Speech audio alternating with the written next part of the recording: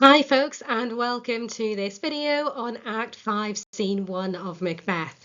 In this video we're going to talk about Lady Macbeth's descent into mental anguish. This is the scene where she sleepwalks and she imagines washing Duncan's blood off her hands.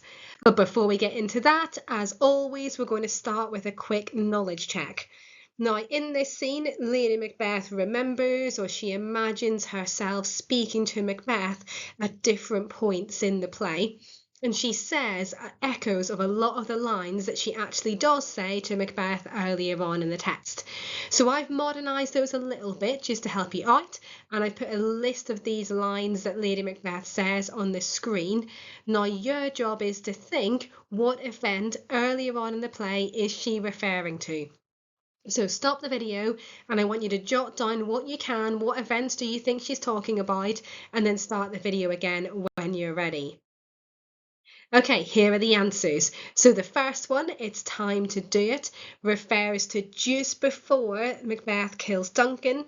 At that point in the play, Lady Macbeth rings a bell to signal that the time for regicide is here. It is time to murder Duncan. The second one, my lord, how can you be a soldier and also be afraid? Well, this goes back to all of those times in Acts 1 and 2 where Lady Macbeth accuses her husband of being too feminine and too weak to kill Duncan.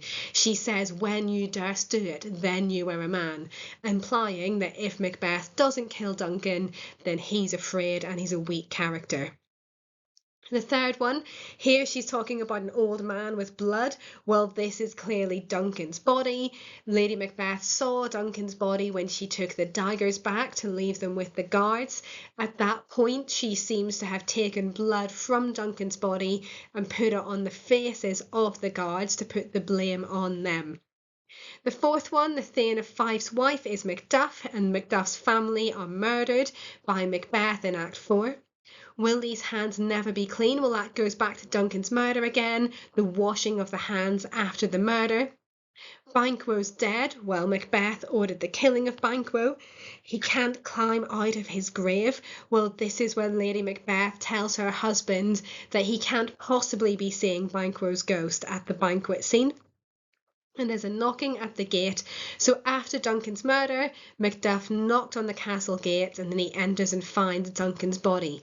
So most of these things that Lady Macbeth says in this scene go back to the murder of Duncan, but there's also references to the murder of the Macduff family and the murder of Banquo as well.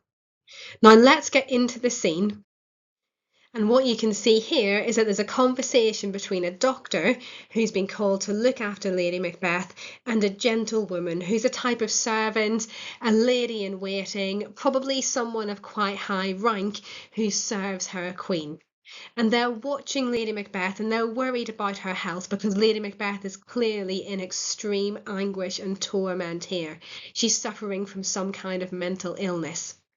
So they watch Lady Macbeth, and then Lady Macbeth in yellow is having flashbacks or memories of earlier on in the play. So we're just going to read through this and then we'll unpick it a little bit more. So the doctor starts and he says, I have 2 nights watched with you, but can perceive no truth in your report. When was it she last walked? So the doctor and the gentlewoman have been watching over Lady Macbeth for 2 full nights. And the gentlewoman replies, since his majesty went into the field, as in since Macbeth went to war, there's some kind of battle or some kind of conflict happening in the background here.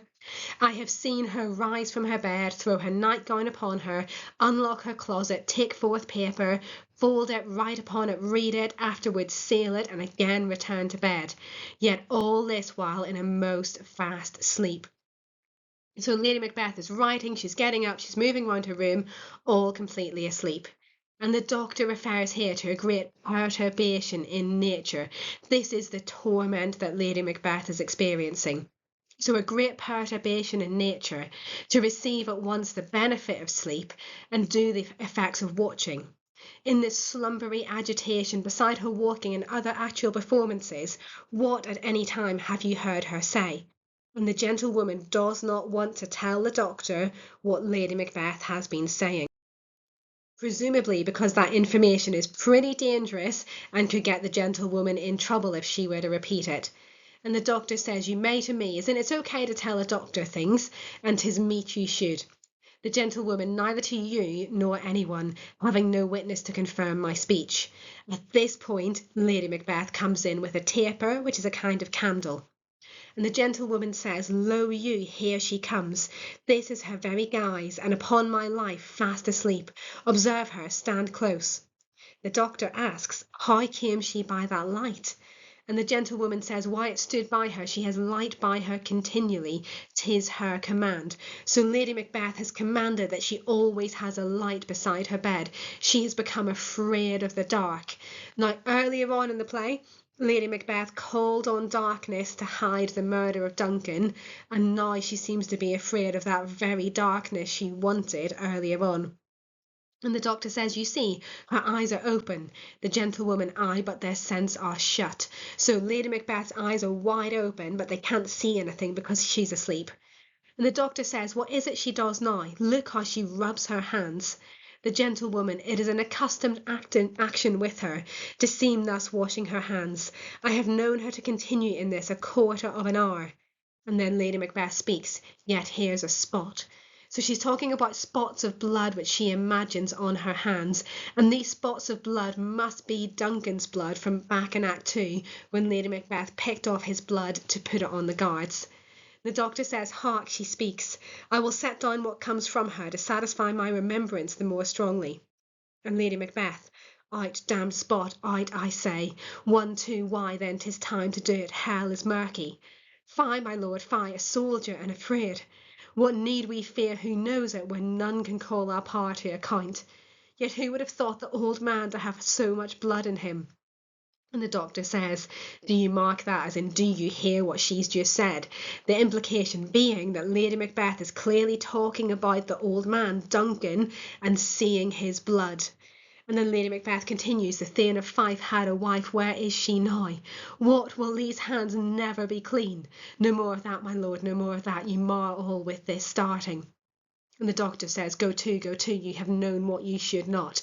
So here he means, go away, you shouldn't be listening to this. She's clearly confessing something that we should not be hearing.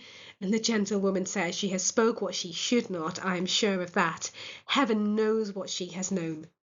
And Lady Macbeth again hears the smell of blood still, so she's going back to her hands, trying to rub the blood off them. All the perfumes of Arabia will not sweeten this little hand. Oh, oh, oh. And the doctor, what a sigh is there! The heart is sorely charged. "I would not have such a heart in my bosom for the dignity of the whole body." Well, well, well, pray God it be, sir.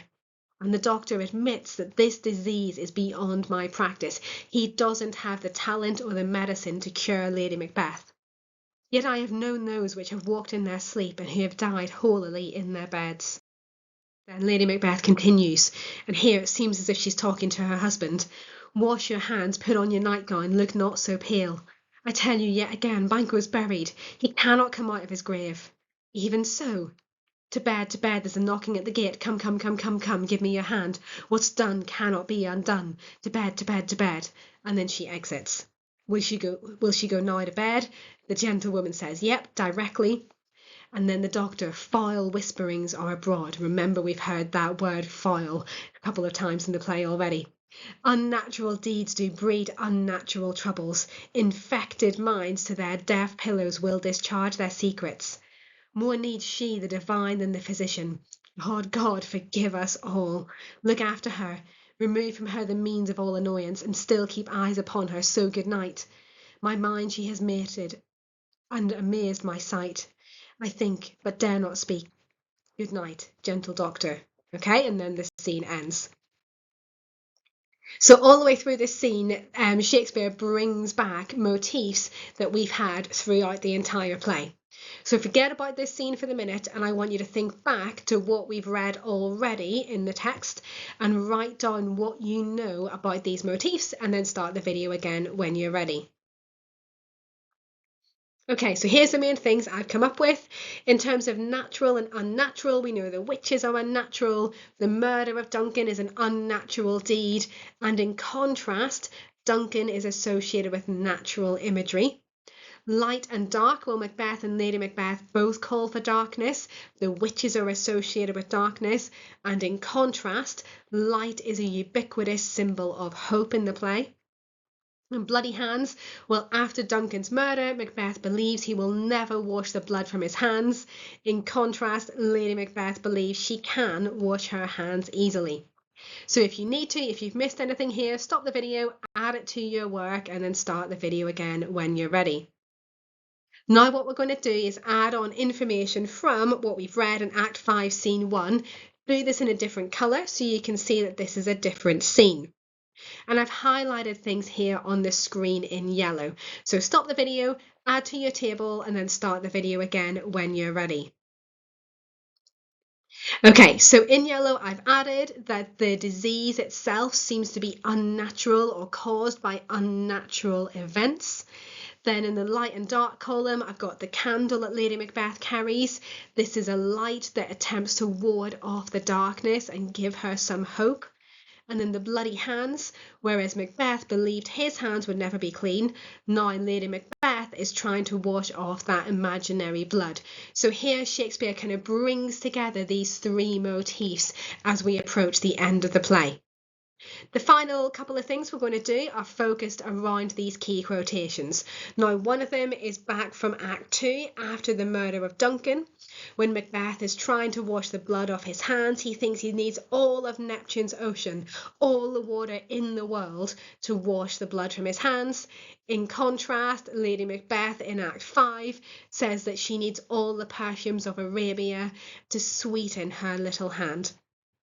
So your job now is to stop the video, copy the quotations down, and then annotate the bits that I've highlighted, and then start the video again when you're ready. Right, here's my annotations. You might have more things or different things, that is absolutely fine. What I want you to do is to stop the video, read through my annotations, and add on anything that you have missed, and then start the video again when you're ready. Okay, finally then, a question for you. How has Lady Macbeth's character changed across the play? I've put some sentence starters on here to help you to answer the question, but don't get hung up on those. They're a guide, they're a starting point. If you want to write something different, that is absolutely fine. But I suggest you take around 10 minutes to write down your answer to this question. Thank you very much for watching. In the next video, we will take a very brief look at Act 5, Scene 2.